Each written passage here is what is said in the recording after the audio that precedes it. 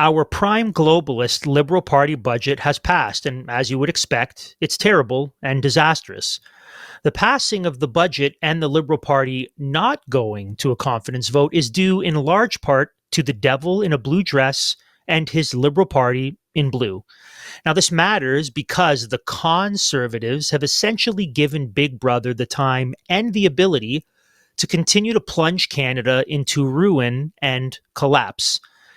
Advent begins next week, a time when we celebrate the coming of our God, Savior, and King, the Lord Jesus Christ. So let me read from one of my favorite Christmas hymns. It's from Joy to the World.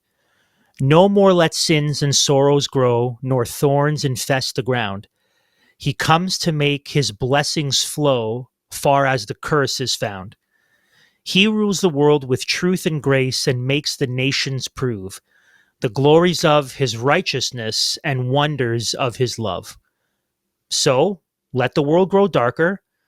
The light of the world will accomplish his purposes and reign as king over all. It's November 21st. I'm Andrew DeBartolo. That's Matt Hallick. This is Liberty Dispatch.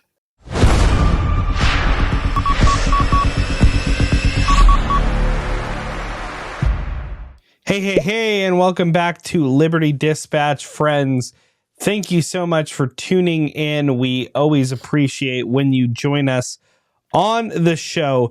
If you like what we do, you know what you can do to get it out to more people. Be sure to subscribe, like, rate, review, follow, whatever you're doing on whatever platform you're getting us on. Be sure to get the content out to more people because we are bringing you Canadian conservative news and analysis from a Christian perspective that you are not going to get anywhere else in Canada. So do yourself a favor, do others a favor, love your neighbor as yourself, and help them get more of us by going over to LDSubstack or ldcanada.substack.com, ldcanada.substack.com. You can get all our content there. Be sure to do that because we have some exclusive episodes. We have some great content coming up. We have just a plethora of wonderful guests where we're going to have a episode with all these guests, but then we're going to also have extra content from every single one of them, Lord willing, as well. So you're going to have a lot of content to get your hands on. And Lord willing, you'll have another episode in your hopper starting next Monday because we're trying to start our Money Mondays. We were going to do it this week, but Andrew, Air Canada stranded me in Toronto, which was horrible and terrible. And man, is the Toronto airport just hell. It's hell on earth. It's a disaster. The worst. And Air Canada is no good. And then the flight that I finally got the next day with WestJet, it was delayed 4 hours because the engine wasn't working. So, I mean, flying in Canada is a nightmare, and it's all part of our planned, destruction of our entire country at this point. But, we were providentially hindered from doing the first episode, which we could not have foreseen. But Lord willing, like I said, next week we will be kicking off that series with our brother Alan Armstrong. So you're definitely going to want to check that out because we're going to go really in depth on basically the issue, the economic issue that is underneath all of what we're going to talk about when it concerns the budget, but just nobody's really talking about it. So you're definitely going to want to tune in for those Money Mondays, and maybe you can learn something and share it with your friends. Andrew, how are you, buddy? Good to see you. Good to be here. I've had a long but wonderful day. Just got back from a few hours of driving. That's right. It is good to be here.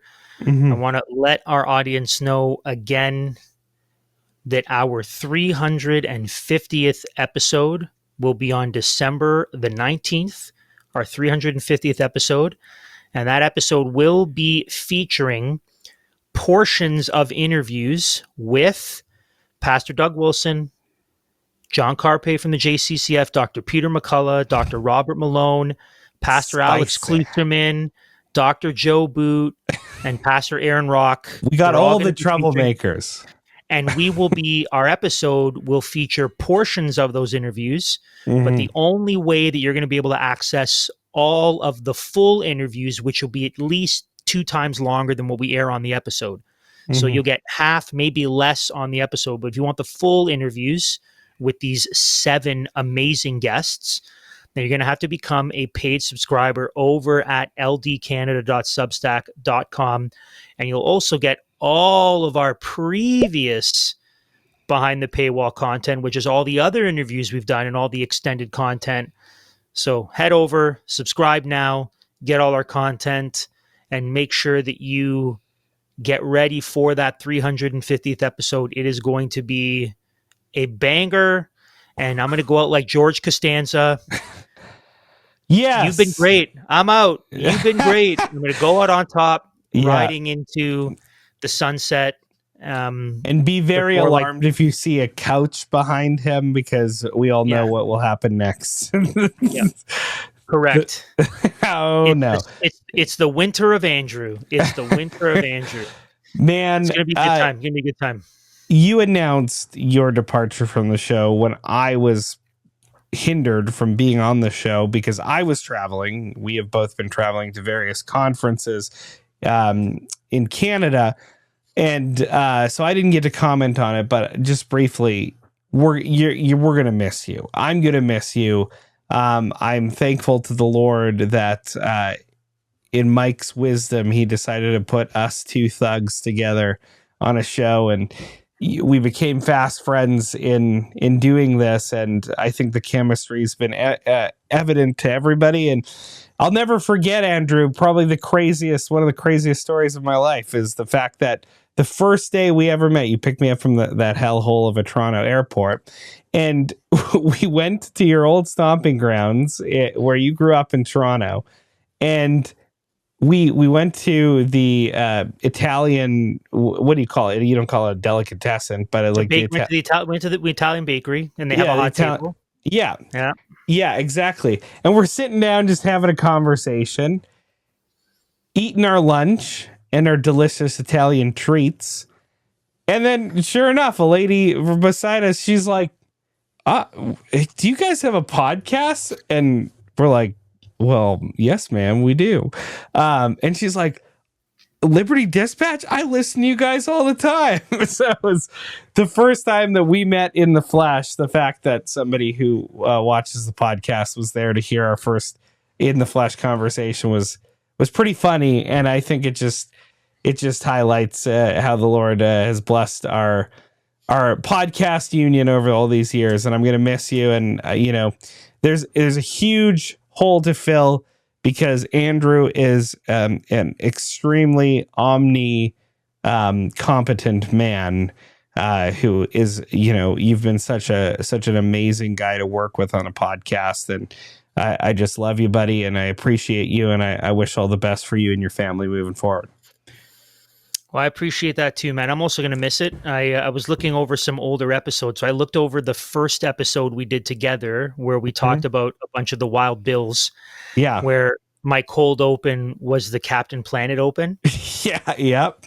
And we went for it right off the bat, man. People should have known right away. Yeah, they were Holy in for satire, Batman. Yeah, they were in for it. So, anyways, I've been looking through the archives, looking through some older episodes to find particular content, just kind of memorable moments, but just looking at the first time I was ever on the podcast was when Mike interviewed John MacArthur, and I told Mike, I am not going to let you not let me talk to Pastor John MacArthur. Like you can do the interview, but I am going to speak to him and we're going to record it. It's going to happen. That was the first time. Yeah. Well, Andrew, so here's another providential thing too. That's the first time that we met digitally, right? We were just producing. And that was literally my first producing gig for Liberty Coalition Canada.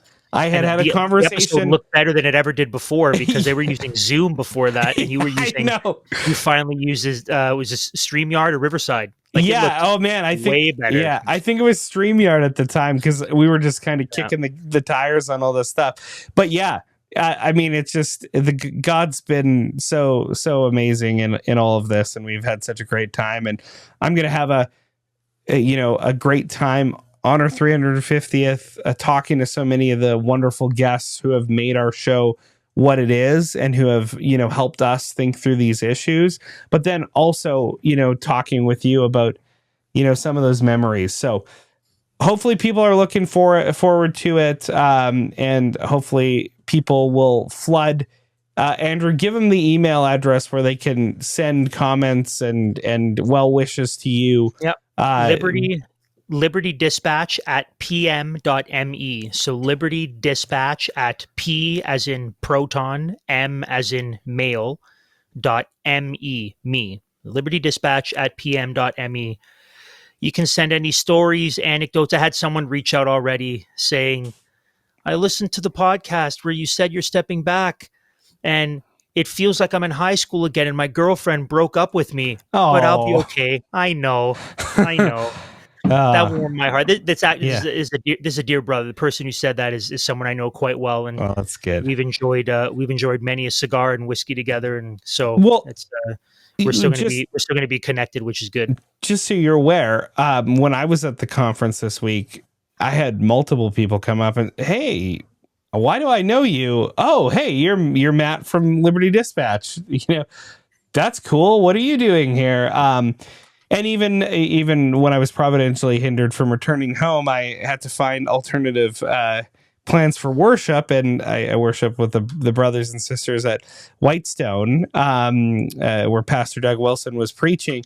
And yeah, multiple people there who I have never met. They're like, oh, yeah, I watch your show all the time. And they were very thankful for how we helped them, especially during COVID, think through some of the things that they knew were wrong, but they didn't really have the arguments or the biblical backing for what they knew in their heart of hearts was inappropriate, was not right.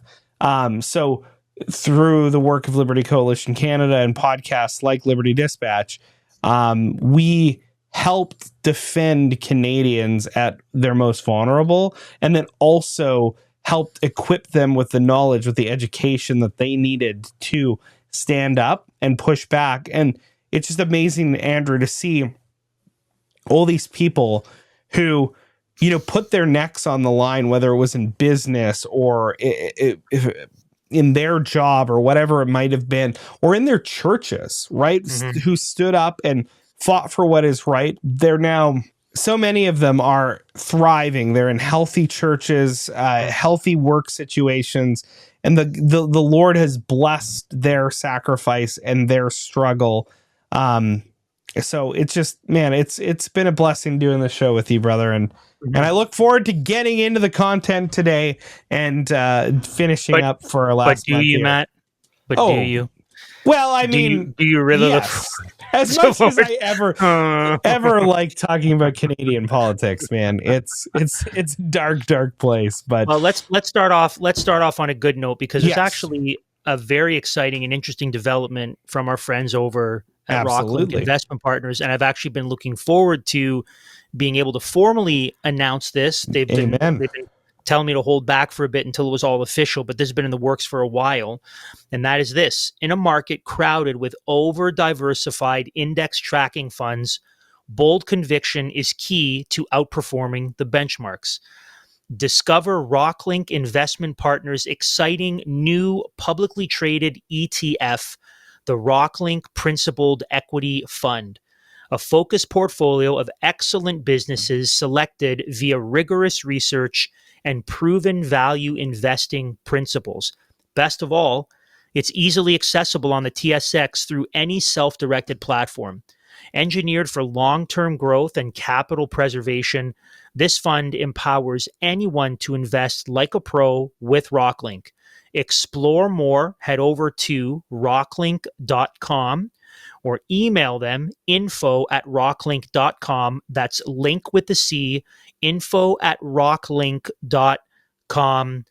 This is exciting stuff. And it's exciting stuff because if you're the sort of person who maybe doesn't have, for example, the kind of capital to invest with Rocklinc Investment Partners that you would need or that warrants it, you can still benefit from their investment strategies and benefit from their wise, biblical, sound financial practices by getting their ETF. And so even if you can't invest with them directly, you can still benefit from the wise way that they invest. And so everyone now can get in and be a part of and connect with what Rocklinc's doing and invest and manage their funds wisely and benefit from it and help solve it's an the amazing opportunity. Yeah. So it's really, an really amazing opportunity. Yeah. So really. that's the good stuff. Now on to the okay. So yeah, Mark's Commie's Liberal Party budget has passed, and we got to take a look at it, just how terrible and awful it is. We have to examine it. So here's an assessment. So there's a little bit of a pre-story, and the pre-story was they're wanting to pass the budget, but several people were saying, no, the budget's terrible, they're terrible, let's have a confidence vote. And so this is a little bit of the pre-story assessment from the National Post. Okay, quote, the Liberals just barely managed to avoid a snap election during the holiday season thanks to Green Party leader Elizabeth May, 2 abstentions from the Conservative Party, and 2 more from the NDP. Prime Minister Mark Carney's government was facing its 3rd and final confidence vote on the main motion of the budget tabled on November 4th. The fiscal document has drawn criticism from all sides because of its higher deficit, but also because of billions in cuts. By the way, not the good kind of cuts that we advocate for as limited government people, but the bad kind of cuts, which aren't going to really be helpful or ultimately equal to a smaller government. So, continue. The House of Commons voted on Tuesday on a Ways and Means motion to introduce the Budget Implementation Act 1, a bill to enact certain measures of the November 4th budget. Tabled after the vote on the motion, the 600-page legislation will be debated in the House and in the Finance Committee in the coming days and weeks. The final tally was 170 to 168. The motion passed thanks to Green Party Elizabeth May's last-minute show of support after Mark Carney pledged to respect the Paris Accord and 4 abstentions from 2 Conservatives and 2 NDPs. Close quote. They snuck out. They snuck on through. We'll have more to say about that. Yes, about absolutely. how they snuck out in a little bit. But that's we got to set the story first and lay out what actually happened and what took place. Yes, absolutely. So Juno News reports more on the actual budget. The parliamentary budget officer just blew the whistle on the Carney government's shady accounting, catching the Liberals trying to hide billions in operating costs by burying them in the capital budget. The Liberals' budget 2025 introduces a new split between, quote, operating and capital spending with a promise to balance the operating budget by 2028-29. The actual budget, nowhere in sight. Quote, capital investments would total $217.3 billion over 2024 and 2025 to 2029 and 2030, I should say. Approximately 30%, $94 billion lower compared to budget 2025. Moreover, based on PBO's definition, the day-to-day operating balance after new measures would remain in a deficit position, the report states. It also suggests the Liberals would run an $18 billion with a B operating deficit by 2028 and 2029. According to Budget 2025, tax credits, subsidies, and other forms of corporate welfare are now, surprisingly, considered capital investments. That's a monetary or a modern monetary theory for you. A framework, the PBO said, quote, blends policy measures with capital formation. The reality is that Carney is continuing on a course of unaffordable borrowing, and the PBO reports show government messaging about balancing the operating budget is not credible, said Franco Terrazzano, that mensch over there with the Canadian Taxpayer Federation. Quote, Carney is using creative accounting to hide the spiraling debt. Well, the budget claims it will spend $311.5 billion on capital over the next 5 years. The PBO calculated that the figure could be $217.3 billion using conventional definitions. So there you have it, Andrew. Mm-hmm. Our economist in chief is just a clever accountant in chief. Yeah, he's not very clever though. So no. The article continues. This is a quote. What's especially worrying is that the government's claim of reaching an operational surplus in 2028 hinges entirely on this reclassification, shifting roughly $100 billion of operational spending into the capital category, said Gabriel Giguère, senior policy analyst at the Montreal Economic Institute. For example, Budget 2025 claims an operational deficit of $33 billion for this fiscal year. The PBO places it at $45.8 billion. The Carney government is using a definition of capital investment that expands beyond the current treatment in the public accounts and international practice, the report states. The Liberals' budget plans to borrow roughly $80 billion in 2025, with taxpayers facing debt interest charges of $55.6 billion for this year alone. The PBO is calling on the government to establish an independent body of experts to determine which spending measures fall under capital, to eliminate subjectivity from the Liberals' projections, close quote.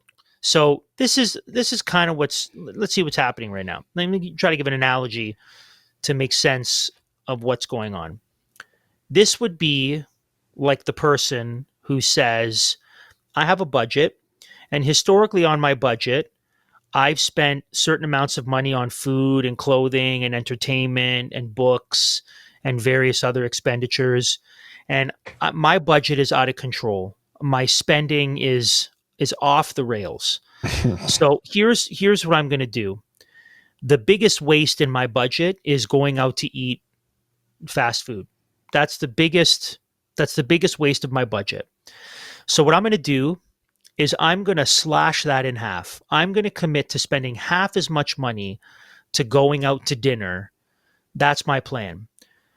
Now, what I'm also going to do, however, is I'm going to, because I'm such a good and noble person, I'm going to increase my hospitality budget because I want to be kind and I want to be hospitable. I want to spend meaningful time with the people in my life. And so, yes, what I'm going to do is I'm going to slash my going out to dinner budget in half. Absolutely. But I'm going to increase my hospitality budget almost to the same amount that I'm slashing. But hospitality is good. It's beneficial. It's good. It's wonderful. It's a beautiful thing. Oh, and it just so happens that my hospitality budget will be taking people out to dinner. So that's all. It's not. That's totally, see what I'm doing here? I'm cutting the wasteful. I don't need to go out to dinner. That's a waste. Let's make it better. And isn't it good if I'm hospitable by actually blessing people in my life by taking them out to dinner? Isn't that's pretty much the Liberal Party play here, the shell game of moving it to here and relabeling it. Yeah, they literally just changed the goalposts. They just moved the goalposts and said, "Oh, hey, look, we're on a breakaway. We're doing great," even though they're not really doing great by their own numbers. But they basically did some clever accounting tricks after the UK, where Carney obviously was a central banker as well. But they even expanded and changed the definition because, right, debt to GDP is generally the that's the gold standard of like fiscal anchors. But they cut that anchor. Instead, they're measuring the health of the economy by deficit to GDP, but that really has a way of diminishing both the past debt that Canada has and also the sluggish GDP growth year over year. So now you say it's a clever trick, but it's actually I want to push back.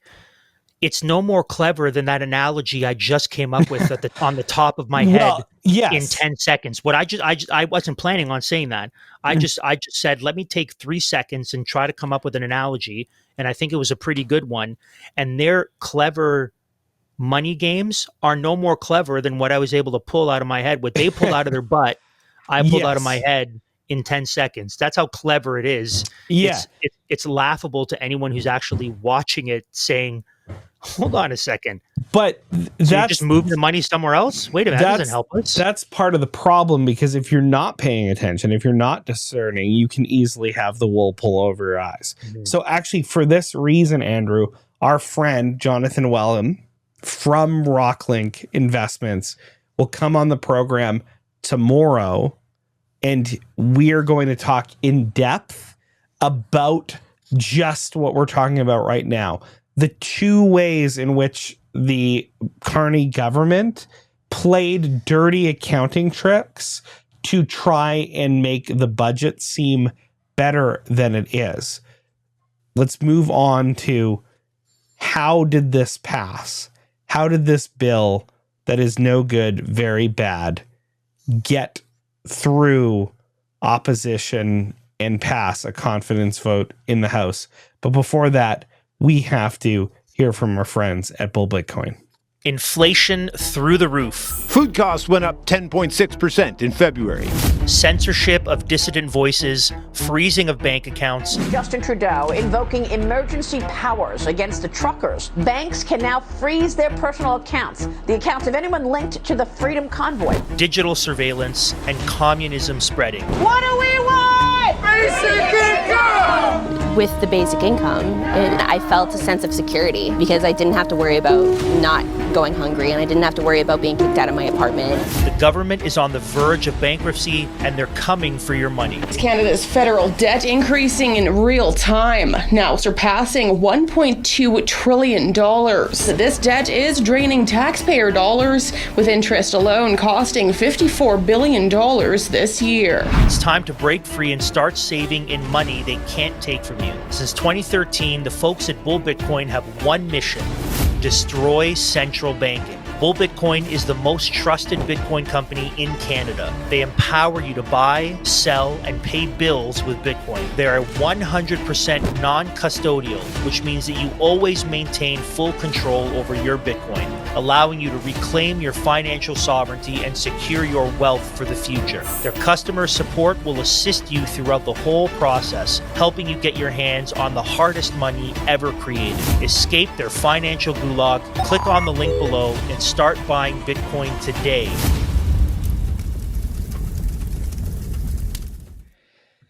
Well, Andrew, as you mentioned off the top, the Liberal Party was only able to pass this horrible budget and avoid a snap election, because all budget votes are confidence votes in Canadian politics, due to the help of the Conservative Party.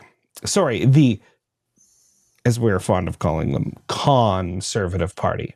And this is from the National Post. Politics over principle is hardly a new story in Ottawa, but Tuesday's budget vote provided a masterclass. For weeks, the Conservatives huffed and puffed and threatened to blow the Liberals' house down over their big spending ways. Conversely, the Bloc opposed the budget over its lack of spending on seniors. Green leader Elizabeth May couldn't support the budget's boost for fossil fuels, while the NDP grumbled about cuts to the public service. The government then survived 2 confidence votes on opposition motions thanks to abstentions, and everyone went home for a week-long break prior to the big vote on Monday. When the moment came, the cliffhanger dissolved into anti-climax. May decided to support the government, ostensibly because Prime Minister Mark Carney promised to meet Canada's Paris Agreement climate targets. It was probably just lip service. 2 NDP and 2 Conservative MPs abstained, allowing the budget to pass through that narrow 170 to 168 vote. One of them, Conservative Shannon Stubbs, cited, quote, medical leave, but her Instagram feed shows regular posts all week implying that she might have been able to press a button on the voting app after all. So, can I make a suggestion? Can I make just a real quick suggestion? Of course. I think henceforth, the Conservative Party and all of its members should be nicknamed the last name of that MP. They're all a bunch of stubs. I think that's The right. Stubbs They're all a bunch of stubs. That's how prophetic that Mrs. Stubbs over here.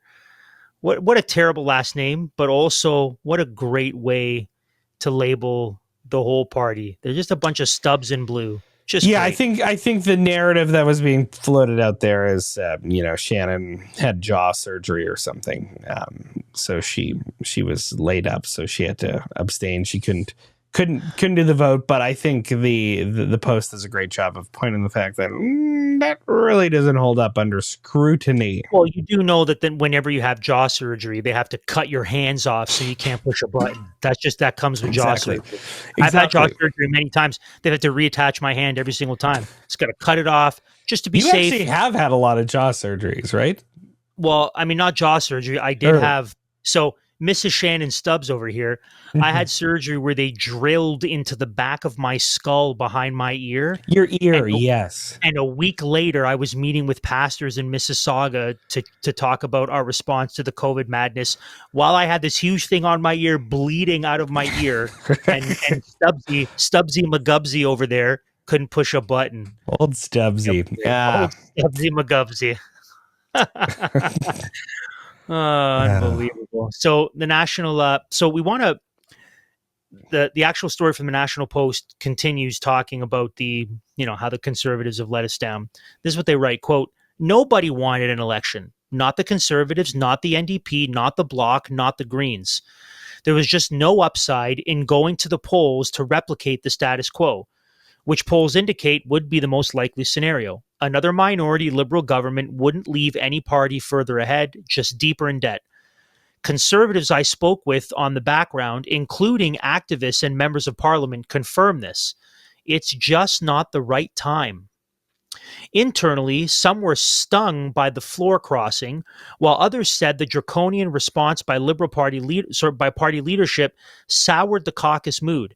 Externally, leader Pierre Poilievre's approval is now at its lowest point since becoming party leader, according to Angus Reid's latest data, which shows a drop among women, urban voters, and even parts of the Tory base. A Christmas election would have yielded a lump of coal, close quotes. Now, the author of that article wrote another interesting article, while not being primarily about the Conservative Party in Canada, was really about all conservative-leaning political parties and movements really across the world and how they have ultimately failed people in allowing the left to grow and in many ways helping the left through their political procedures. So the author writes this, quote, conservatives have comforted themselves with the illusion that the destruction of the West was entirely the doing of the left. They've blamed progressive ideologues, globalists, and utopians for the failed experiment of multiculturalism, the open borders that reshaped their nations, and the cultural relativism that hollowed out the moral foundations of their societies. But this is self-deception. The truth is that the so-called right, the respectable suit and tie center-right parties that govern most of the West for the better part of the last half century, are just as responsible for the decay of our civilization as their left-wing counterparts. They were not innocent observers. They were in power, and they made the choices that brought us here. Absolutely. Absolutely. The article continues. In Canada, the progressive conservatives and later the federal conservative party presided over the codification and expansion of official multiculturalism, a policy that transformed national identity from something shared into something merely managed. Brian Mulroney enshrined multiculturalism as a cornerstone of Canadian political consensus. Stephen Harper, though more cautious, did little to challenge its assumptions. The Conservatives spoke of immigration but funded the same bureaucracies of fragmentation. They supported the immigration policies advanced by Liberal governments, even when evidence showed immigration was faltering and housing, healthcare, and wages were suffering. This is not a rejection of immigration itself, but a rejection of immigration without expectation, without integration, and without the insistence that newcomers join a common civic union rather than reside in parallel ones, close quote. And I will just say that in Canada, during the COVID era, the worst provinces are the ones that were governed by conservative governments.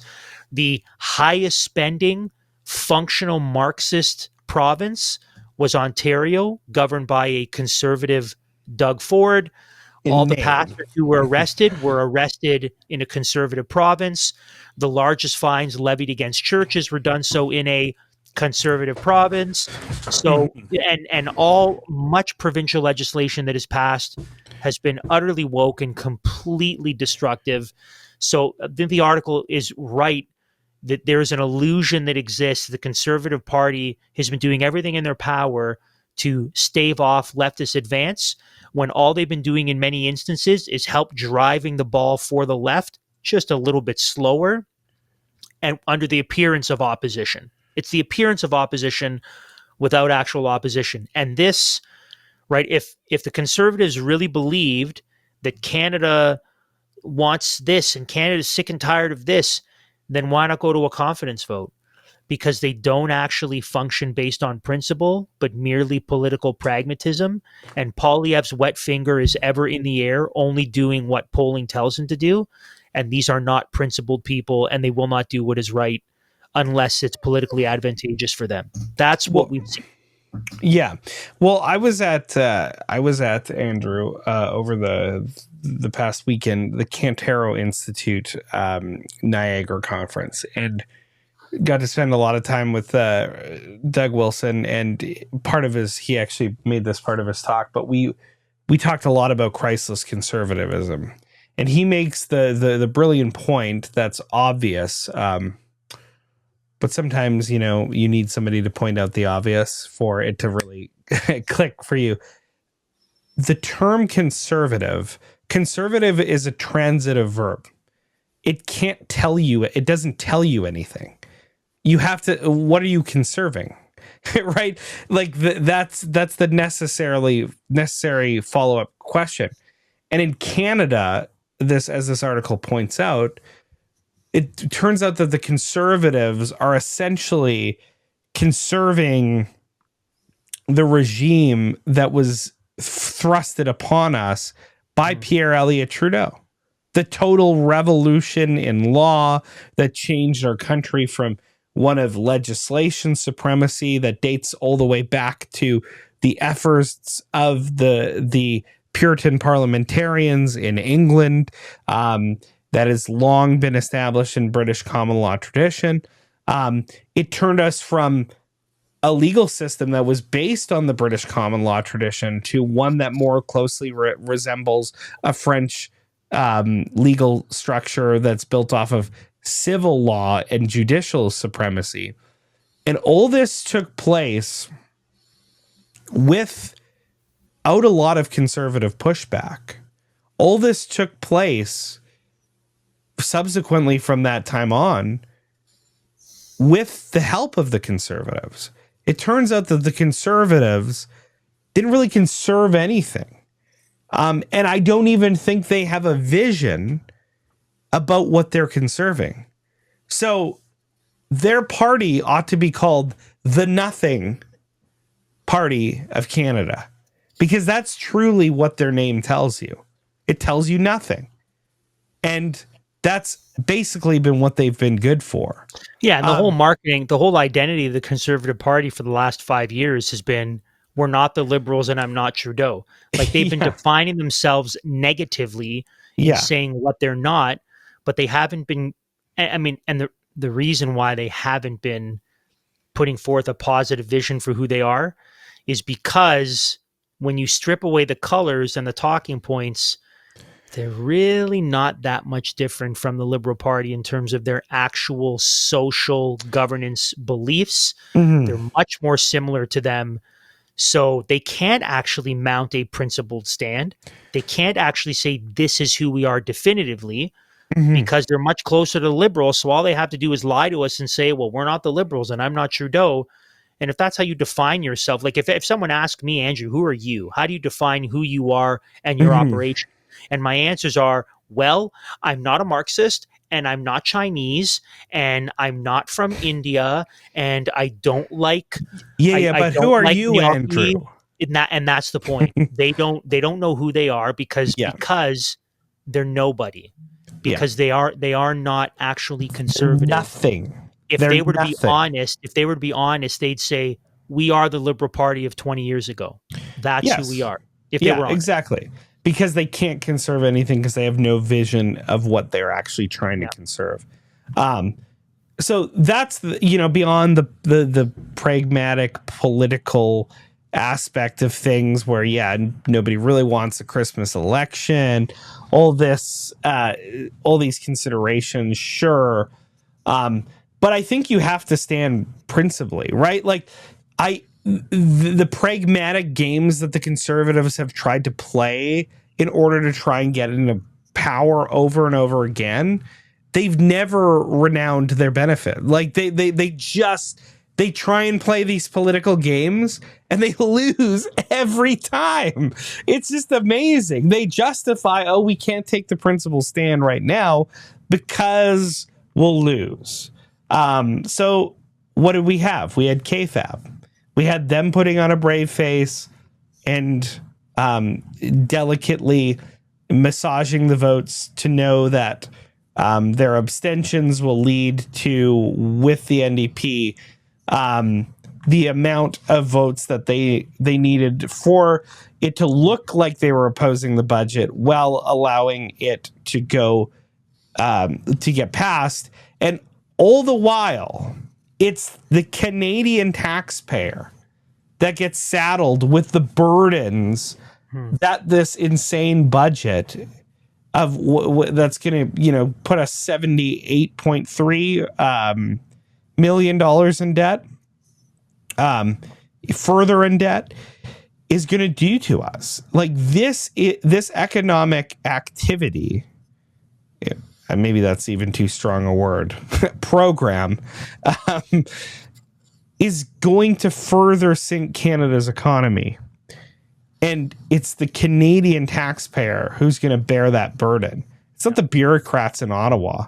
They'll get their $400,000, a year salaries and their pensions after 6 years. And then they get to, continue on the WWE, show. So something's got to change. And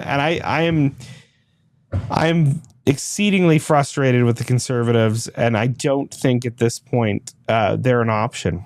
They're just not. They've showed that they're not good at the political games, and they're unwilling to stand on principle and unwilling to actually conserve Canada's history and Canada's heritage. So I think if you're thinking Christian, it's time to look elsewhere. And maybe it's time to start something. Or time to get you set up with the Christian Heritage Party or whatever it might be. The Conservatives are just they're noxious at this point. And I don't want to beat a dead horse, but that it's important that we come to reckon with just what we're dealing with. Canadian values are family values. This nation was forged largely by strong, hardworking, faith-filled families. When you buy from Resistance Coffee, you're not buying from a giant corporation. You're purchasing from a family-run small business with the Canadian values that built this nation. Our goal with Resistance Coffee is to build something bigger than us, to leave a legacy with the next generation and the next one after that. So join us as we fuel the families who do the work to build this nation.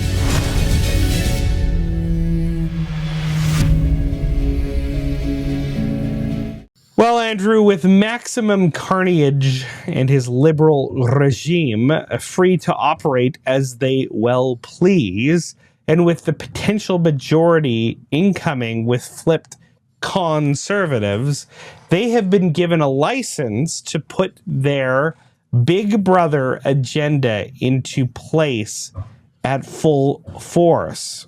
For example, now that the budget has passed, how about a little bit of digital ID for you? This is from the People's Voice. Canada's Department of Employment, in a recent note in Prime Minister Mark Carney's 2025 budget, declared that changes will be made to the Department of Employment and Social Development, the Department of Employment and Social Development Act. The goal of the changes is to, quote, enable the delivery of more integrated and efficient services across government, end quote. Infowars.com reports these amendments would benefit all Canadians by enabling the development of more efficient and convenient government services, end quote. Reads the note, adding, modernizing legislative authorities to support information sharing and digital services would particularly benefit groups facing barriers due to outdated paper-based processes, particularly seniors. Yeah, because seniors are known for not wanting to use actual tangible paper. Anyways, the note did not give specific details of how Canadians' personal information would be used, quote, across government services. However, the recent message comes only a few months after the government hired consultants to investigate a digital ID system. Critics, however, have warned that the purpose of such a system is actually to centralize control over citizens. Think China's social credit system. This opinion seems to be mirrored by the general public, with a Bank of Canada survey finding that Canadians are wary of government-backed digital currency, concluding that a, quote, significant number, end quote, of citizens would resist the implementation of such a system. Andrew. Let's summarize and let's make sure we hit every point up to date. So, control of our finances, check. Mm-hmm. Now, what would Big Brother be without also increasing our surveillance state? I mean, finances, sure, but also more surveillance. Right on. Yeah. Sounds so this story is from LifeSite News. Quote, one of Canada's largest federal departments will soon begin to watch many of its workers via video surveillance. The Department of Employment said that 131 cameras would be installed in its buildings, but gave no reason why this was being done. The department has a requirement for the purchase, delivery, and installation of approximately 131 cameras within 8 offices located in the National Capital Region, it stated in a recent note. Notably, the Department of Employment led all other federal departments in workplace harassment claims. However, no budget was disclosed or were any details provided on where the cameras would be installed. The news about the cameras was announced via a notice titled Video Surveillance System Supply and Delivery. Despite this, access to information requests have shown that managers in the department were told to be careful when disciplining staff. All employees must be informed of the consequences of the breaches to protect management when they impose discipline, read a memo titled Implementation Strategy, Discipline Grid, and Terminable Offenses. While workplace surveillance in the private sector may be more common, it is not as common in the public sector of Canada, close quote, or at least it isn't for now. For now. Yikes.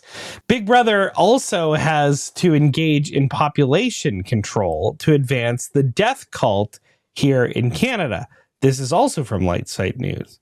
Canadian doctors are warning that Health Canada's push for euthanasia is forcing doctors to suggest assisted suicide to patients.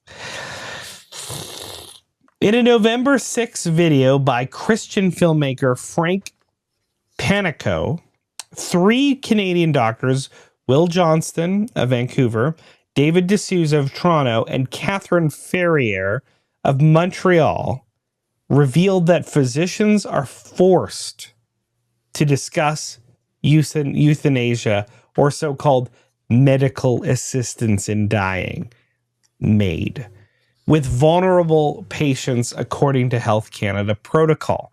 Quote, if a physician is suggesting euthanasia as an option or a treatment option for their pain or their suffering, then this is a very serious thing. D'Souza, a family physician and pain specialist in Ontario, warned. I mean, that's an understatement. Quote, as a patient is more likely to take this option, given that a health professional has suggested, he continued, quote, I think it does severe harm to the doctor to patient relationship when physicians are now allowed and even suggesting euthanasia as a means to end their suffering. D'Souza's concerns are in response to the 2023 guidelines by Health Canada titled, this is the quote, titled Model Practice Standard for Medical Assistance in Dying to ensure consistent and safe practice in Canada. Safe practice in Canada. Literally killing you. Literally murdering you. It's... The document mandates that doctors and nurses must tell a patient about the assisted suicide options available to them while discussing medical care. Quote, physicians, nurses, practitioners must take reasonable steps to ensure persons are informed of the full range of treatment. Oh my goodness. The fact that they consider it treatment options available to relieve suffering. Subsection 6.1 notes obviously presenting suicide as treatment. Andrew, can we do a little role playing? Can we do a little role playing? I think this wild. will be okay. So you be the patient, and I'll be the patient. Okay? So you've come into my office. I need help right? after reading that story. Yeah, you be the patient. I'll be the doctor. So you've come in my office. Mr. Hallick, please sit down. We're going to go over the results of your scan. Mm-hmm. And I really, there's no other way to say this, but the cancer has come back and it's pretty aggressive. So we have 3 options. Okay. Mm-hmm. The first option is we can engage in a fairly aggressive radiation treatment in the hopes of shrinking it down. Mm-hmm. The second option is we could look at chemotherapy and then some sort of surgery to remove it. So those are 2 of the 3 options. Yes, and what's the third? We can kill you. You want to die? We can kill you right now. You want to die? That's the third option. I can kill you right now. You want to do that? Right, I have this stuff right here. You want to die right now? Seriously, doctor, what's the third treatment? That's the option. I can kill you right now. Yeah. This is Canada. And I mean, hold on. end scene. End scene. End scene. This is Canada. End scene. That Oh, man. what you just saw Ah! was not hyperbole. That was not exaggeration. That's pretty much what we're talking about. Like, come on, right? Like, this is Orwellian doublespeak. Treatment safe. I mean, they've been using this language as it pertains to the abortion conversation for a long time, but it just shows you how they will abortion save lives, except for the one it murders, except that one. If they want to murder someone, you know, the vulnerable, the infirm, whatever it may be, they will literally use the language of healthcare, safety, and treatment in order to sanitize murder. And they do it at the beginning of life. Now they do it at the end of life. And the good Dr. D'Souza is right.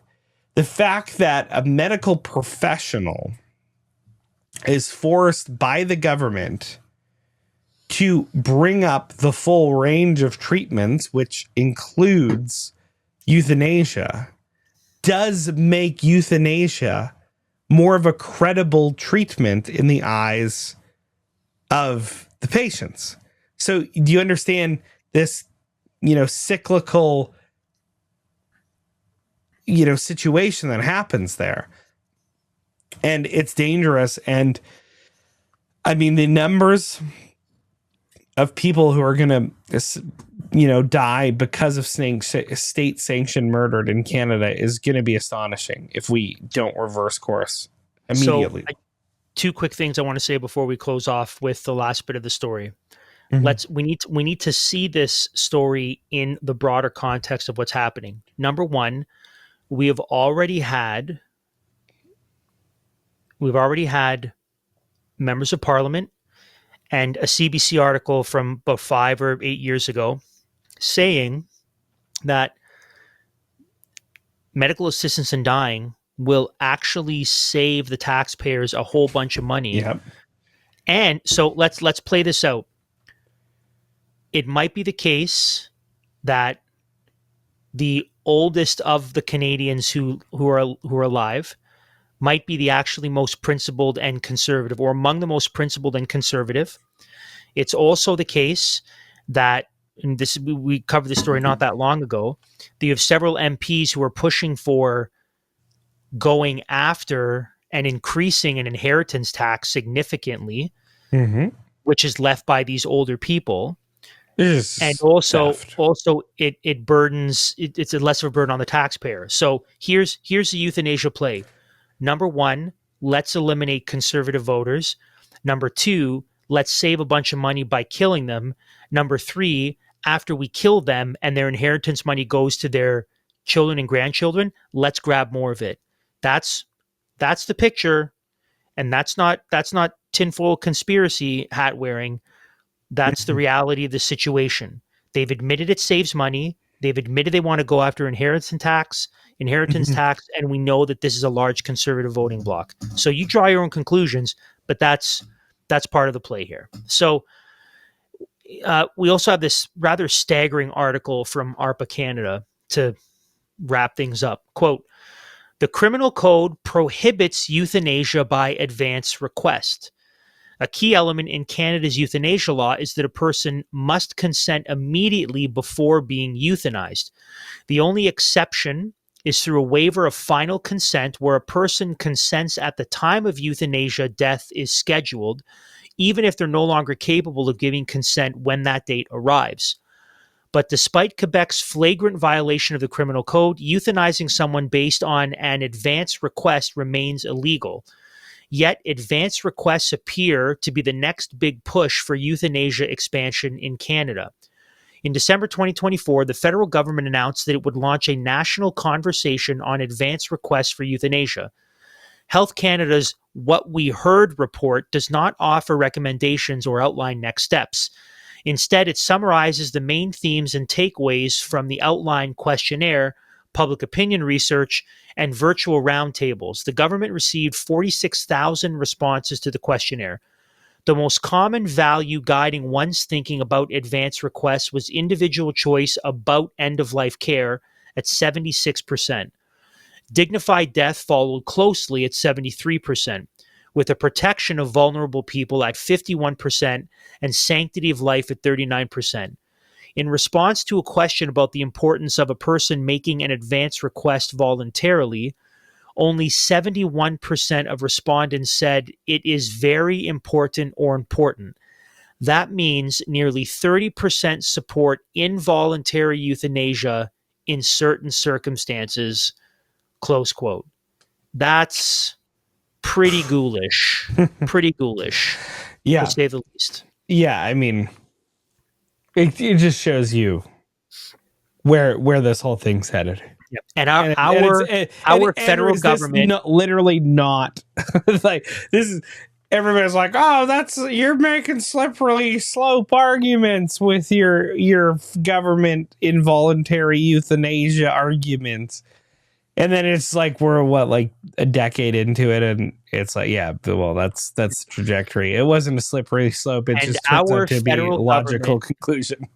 And our federal government now operates what they've learned is that as long as they play the right cards and make the right shady backdoor shenanigan deals, even as a minority government, they can operate unmolested and do whatever they want.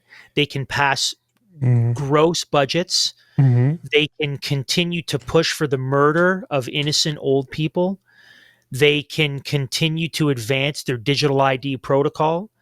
They can do all of these things, which are harmful and destructive things. And the only thing that the Conservative Party will do is just speak a big game and bark opposition. But when it actually comes time to it, they're not willing to do the difficult thing. They're playing the political pragmatism game. And we need to understand who we're dealing with, what time it is. We need to reassess and reconsider how we vote, who we support, and apparently doing everything in our power to make sure the Conservatives get butts and seats didn't actually help at all, did it? It didn't actually help at all. No. So congratulations. You've been played. You fell victim to the deception. I hope you realize now, before even more time goes on, that the Conservative Party must be abandoned and principally burned to the ground. And it's time for you to get even more serious about your family, your church, your responsibilities, and certainly have nothing to do with the Conservative Party, which has utterly abandoned all principle at this point and has shown us that they are all about what is politically advantageous, and they have no problem keeping this Liberal Party in power so long as they still kind of get what they want out of it. Yeah, that's how things are to be seen. And that's essentially it, right? If they had the stones to do it, they would have stood on principle. If they thought it was in their best political interest, they would have done it. It was in the best interest of Canadians for this budget to die, and for the Carney regime to have to try and get reelected again. That was in Canada's best interest. As much as we don't want to go to a election, the government knew this. They didn't work with any of the parties. They literally tried to ram down this budget. It's actually funny watching their reaction, because Champagne, right? He almost sounded dejected when the budget actually passed, right? So some might say, well, the fact that he was sad shows you that the Conservatives did the right political thing. Maybe, but the problem is this budget is going to further cripple the Canadian economy. Yep. And we are not right. Like the window, we're getting further and further away from the Conservative vision of Canada with each passing day. And it's at some point the Conservatives actually have to stand up and duke this out in a serious way and not just stick their fingers in the wind. They won't. Yeah. Well, I mean, that's, and I think we really saw that with the last election, right? You know, even some fierce, you know, Pierre Poilievre apologists, say that 10 times fast, criticized him. They called him PR Poilievre because he went soft. He kind of went weak. He kind of, you know, he's such a swamp creature. He thought he could ride that apple eating interview video all the way into prime minister, and boy was he wrong. Yeah, well, but he also just played it safe, and he didn't do the things that, you know, made him a popular figure within the Conservative Party to begin with. And it just, to me, it's, you know, the Conservatives are playing safe all the time. And it's just like, that's not what it takes to conserve anything in Canada, because at this point, they need to figure out post haste what it is they're conserving and then start going there. And I honestly think if we sat down Pierre Poilievre, though he would never come on the show, and Andrew Lawton and Matt Strauss and Jamil Giovanni and Aaron Gunn and Melissa Landsman and you name it, right? They would not be able to tell you what they're conserving. They will not be able to come to a consensus of what the vision is for Canada. I don't think they know it. They knew they didn't want the carbon tax, right? They knew that. But I don't think they could come to a consensus.